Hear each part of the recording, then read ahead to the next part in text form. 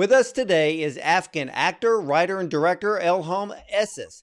After hearing the sad news that the Taliban were forcing women in Afghanistan to wear the Chadari, the blue full body veil, he wrote and created the short film Yellow. Born in Kabul, Afghanistan, Elham Essas fled the Taliban and came to the UK when he was just a young boy. Now, his debut short film, Our Kind of Love, was BAFTA longlisted in 2019, and his short film, Your Hand Found Mine, which he made in collaboration with the BFI and BAFTA, premiered at the House of Lords and won Best Drama at Berlin Flash Festival. Now, his newest short film, Yellow, will be seen at Palm Springs ShortFest, as well as the Oscar-qualifying Vienna International Film in October. Now, through his film Yellow, Essas hopes to raise awareness and inspire change, bringing the struggles and experiences of Afghan women to the forefront of the global conversation. And I truly believe he has done just that. So let's welcome writer, director, even actor, Elham Essas with his very powerful short film, Yellow, to the show. Welcome. Thank you for having me, and thank you for that beautiful introduction. Well, you're very welcome. And, my first question to you as I was reading through uh, your bio, your resume, and having the opportunity to screen Yellow, what was it like living in Kabul, Afghanistan before you came to the UK? I have a lot of my formative memories from Kabul, from Afghanistan, and I left when I was 10, but be, purely because of that, I've always felt so drawn back to my country. And I feel that I orbit, even though I'm living in a different continent, I orbit Afghanistan through my work, through my own personal life. Um, it was growing up in Afghanistan was incredible. I was around my family, I was around people. It's always interesting to think of life as a refugee because you are in a different country and you're learning a different language and you're around different people, which is an incredibly rich experience, and you get to go out of your comfort zone. But there is a beauty to being in your home, and I was there 2 weeks ago, and I remember what it felt like being around my language and my food and my culture and my country. It's truly fulfilling and freeing, I think. So Well, I do, yeah. yeah, were you there in Afghanistan before the Taliban and even before the American military forces arrived in your country? Yeah, so I was in Afghanistan pre 9/11, but that was when the Taliban were around as well, because what the current Taliban occupation is the second iteration of the Taliban. They came into power in 1996 onwards, 2001. So I got to experience that as a child, and I do remember in Kabul and down south in Jalalabad, they would have patrols. I'd remember walking past these beard patrols where the Taliban would drive past, and I was too young at the time, but any man who didn't have a beard that was a fist length below their chin, they'd be stopped and asked, "Where's your beard?" So it was a very interesting dynamic seeing them. A very interesting dynamic. And I'm sure that when you moved to the UK, was it a cultural shock to you? Oh, absolutely! I remember the only English words I could speak were yes, no, and Coca Cola. So it was really interesting. It was really interesting. I think it made me in through my stories as well. This experience of trying to integrate into a different culture and a different society kind of grows you as a person because you get to see what a whole different continent thinks like. And I remember I was struggling trying to learn English, but there was a moment about 4 years into being in the UK that I started to think in English. And that's when I realized that I've kind of grasped the language and I've kind of integrated. So it was really interesting, but it was an amazing experience. I remember having my first cheeseburger. We didn't have McDonald's back in Afghanistan, and that was like a euphoric experience. Well, for a lot of people that live in the UK, people who live in America, we don't think of being stopped by the side of the road to measure our beard or pull us into the military. Uh, when you got to the UK, how long did it kind of take you to kind of let your guard down, so to speak? If I'm being honest, I think it took the best part of half a decade around 5 years for me to really try and drink in where I am and what I'm doing and what I'm. I mean, I think I still haven't figured things out, but when I really got to grips, I was probably around 18, 19. Try when I figured out, okay, so this is the deal. This is where I am. You know, I have friends now. I can speak English. I'm studying, so it took a while. That's what a lot of people don't realize is a whole upheaval of a life from the east to the west, especially from the east to the west, where the cultures are so different. It's the opposite ends of the spectrum. Yeah, and I've talked to others, those that have escaped Iran, so to speak, and the stories are incredible. But I want to talk about your creative talent because what inspired you to write and produce this very powerful film, Yellow? I remember I was sat watching a press conference by the Taliban where they spoke about this new decree that all women in Afghanistan now have to wear this blue veil, the Chadari. And that's when I realized that there are probably women and girls in their 20s, early to late 20s, mid 20s, who've never had to wear that before. And and schools now are closed. So they're educated women who have no schools or universities to go to, and they have to now embrace this new thing. So I thought, I wonder what it would be like if there's a scenario where a girl walks in to a Chowdhury shop to buy her first ever full body veil, and how would that work? And that's kind of what germinated the seed of the story in my head. So I kind of found myself floating to my desk and kind of writing an outline as I was thinking about it. Well, how has this film been received in Afghanistan? Well, it hasn't released there yet. It hasn't released there yet. It's doing the festival run at the moment. But I just, the message of this film is not to forget Afghan women. That's incredibly important because, especially with this news cycle and the nature of how news works, there's things that are in vogue, stories that are in fashion, the it stories right now. And I fear that the stories of Afghan women are slowly being uh, taken down the ladder of what's important in the news cycle. And people are forgetting what's happening. Women have no access to school or education right now. It's been 2 years, and schools and universities have been closed.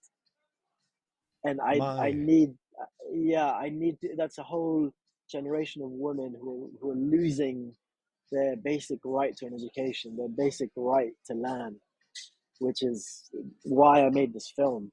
And the story is around an educated woman who buys a Chevrolet. There's a tragedy of it. There's half of the economy of my country that are being shut down and being made to stay at home, which is quite frankly unacceptable. I agree. I agree with you there. And when I watched the film, and and I didn't speed through it, I literally watched it very slowly. First of all, the cinematography is fantastic. Uh, the female character, what I Thank you. received from her was that she told her story through her eyes, and she takes the audience within the veil instead of beyond it.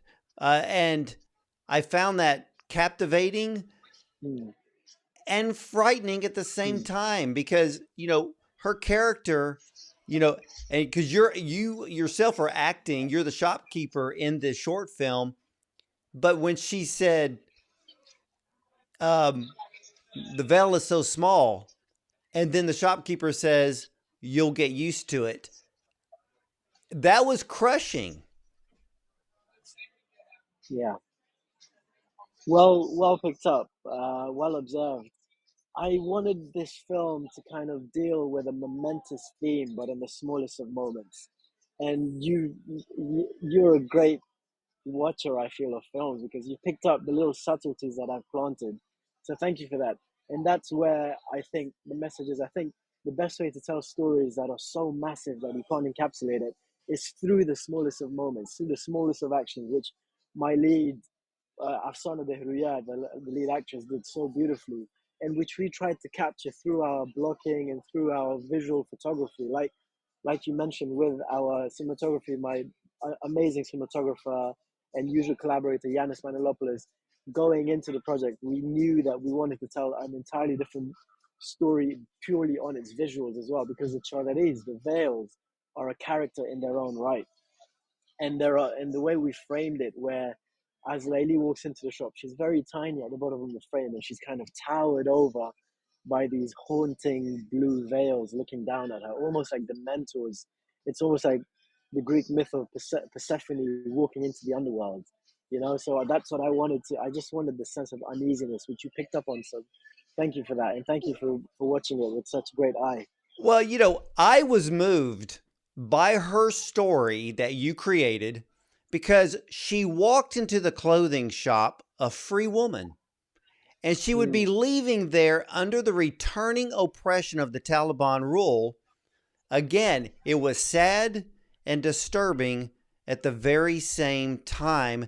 And your work with this film, you bring that emotion, you bring that message to the forefront in just these little nuances from her eyes, uh, from the facial expression of the shopkeeper, um, even the little light moment of the shopkeeper, when she would say blue or brown, and he's trying to learn that, oh, that's the name of the color.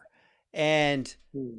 even I found that to be a very interesting exchange, because here in America we take so much, we take our whole life for granted, and not realizing that people live under oppression. And here, America, our American government tries to brag and say, "Oh, we've pulled out of Afghanistan." So what? The people are still there having to deal with a Taliban that is destroying life itself. And again, when she walked into that shop, the beautiful colors of all of the fabrics, and then all of a sudden, like you said, she's staring upwards to these dark blue full body veils that is now going to be the only thing she'll be able to wear. Absolutely. And I find that the older I get and the more confident I become with my art, the more I am drawn to making a difference in my own small way. And I know that right now, Afghan girls and Afghan women need all the help they can get. And that's what I hope to do with this film, with through my art and through my very small little, very tiny impact. I just hope to contribute and to show the world that please don't forget Afghan women. They are becoming invisible in a country where they are losing basic human rights. So that's my message. Please don't forget Afghan women. Uh, Amen to that. And I want to ask you something, because there was something very unusual in the film. Why was she dancing in that full body veil as she was trying it on? It's interesting because with every film I make, I like to have a moment or a scene where it's a metaphorical um, statement. And I've had so many different people look at that scene of her dancing and take different things from it. So it's a very personal thing of why you think she did that. For me personally, the reason why I wrote that scene is because it's her final roar. It's her final scream from within this veil. And the only way she can roar out loud and she can scream her pain is through these moves and through the dancing. But it's interesting because I have people and I have friends who've watched it and they've taken completely different aspects from that dance and they've taken different meanings from it, which is what I think the beauty of a film is. It's different to the person watching. And Well, I'd be what? interested. What did you think? What did you take from that scene? Well, What was your when reaction? I saw her dancing, it was it was almost like she was trying to find joy in the midst of what was coming, trying to Mm, find some way, how can I continue to have joy? And mm, you had that scene where you moved very close to her eyes, and you could there was it's almost like you're waiting for that full tear to form. And again, mm, that was like the loss of freedom. that maybe she was looking at. And it wasn't just freedom, because you brought up earlier, it's going to be for a lot of the women and the young girls, they've lost the ability to be educated, to dream, and to somehow face, really want to have a future of great hope. And now all of that hope has been covered by this blue full body veil. Hmm. Absolutely, man. I think you've hit the nail on the head, and you've pulled a beautiful perspective from it, where there is an optimism and there is a defiance even in her loss of freedom. So you've got the film, man. You figured out the film, and it's. I'm Well, glad it's touched you. I'm glad you liked it. well, I know that your film is going to be shown at the Palm Springs ShortFest. And I also know that it's going to be shown at the Oscar qualifying Vienna International Film Festival. Um, for you, what was it like being accepted to both of those film festivals to show this incredible, powerful film?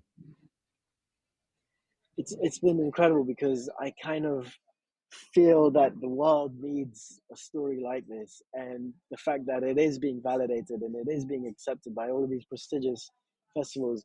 I'll be traveling to Spain next week for the Huesca International Film Festival, which is another Oscar qualifying festival. And in fact, we won best film at the San Sebastian Human Rights Festival. So seeing the reaction from the audience and from these festivals is truly, it's amazing, and it makes me glad that people are resonating with it, and hopefully it can have a future after the festivals, and hopefully it can raise a message to remind people to remember Afghan women. So Well, it's been incredible. and I want all of my viewers out there. I want all of my listeners out there, and Elham, really kind of give us a true, clear picture now of what all of the young girls and the women living in Afghanistan right now under Taliban rule. What are they facing?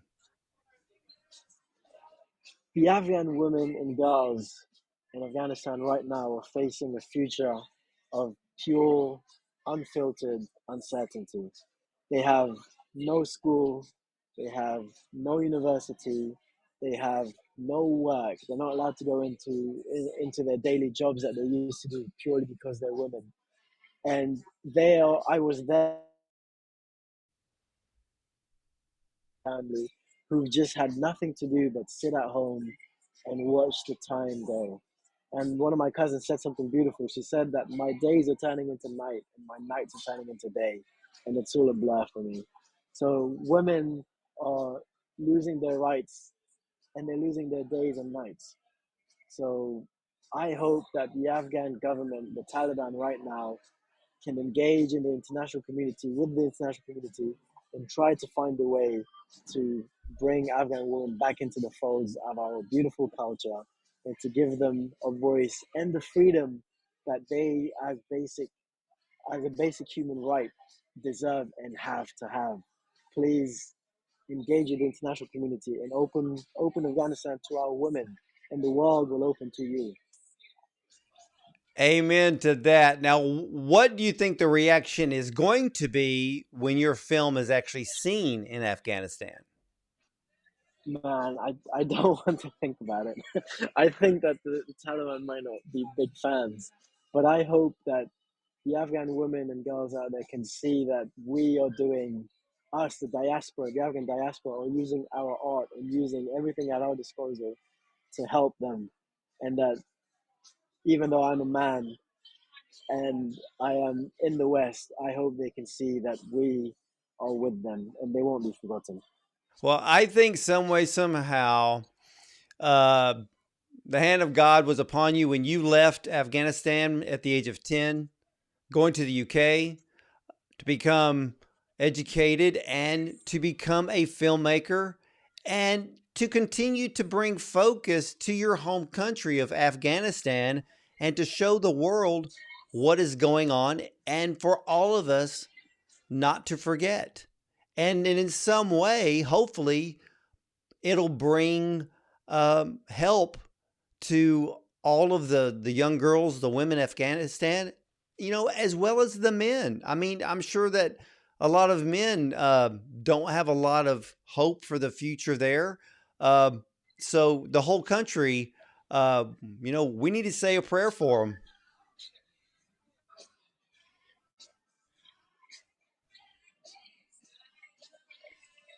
Did you hear? Can you hear me?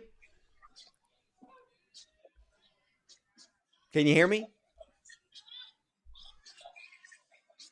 Elham, can you hear me? Can you hear me?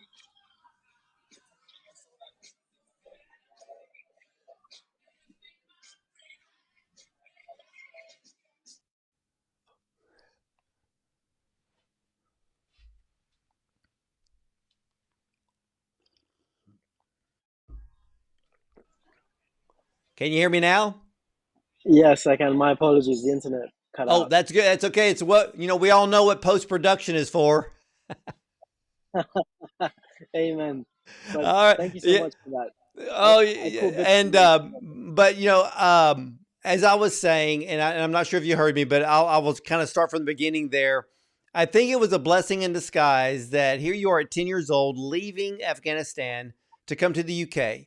You became educated, you have become a filmmaker, and you bring a lot of focus to your home country of Afghanistan to show, what's actually going on there, and hopefully, some way, somehow your films will bring a brand new freedom to everyone in Afghanistan.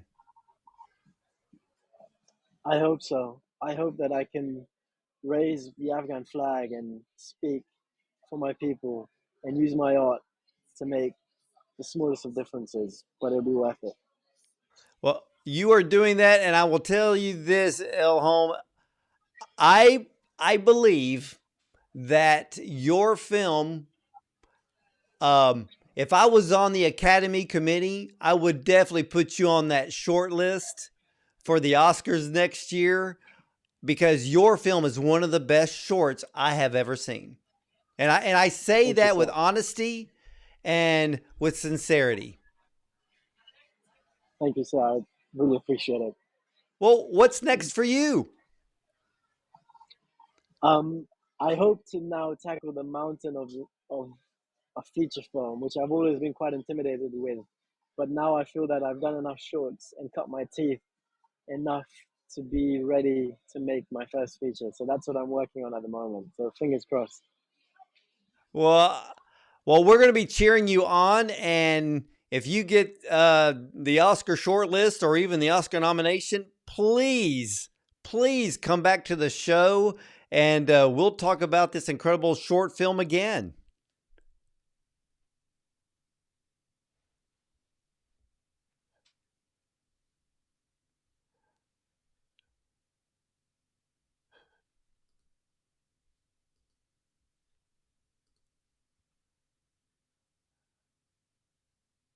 If you can hear me, you can disconnect and come back in.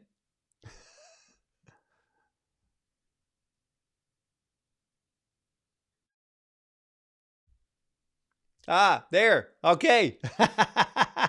well, okay. What I was saying is, I hope you come. I believe that if you end up on the Oscar short list, uh, please come back to the program and we can talk about this film again next year.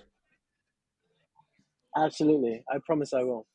All right, well, ladies and gentlemen, Elham Essas, this film, Yellow, this is a call to action. It's a plea for the world not to forget about Afghanistan and the women who live there.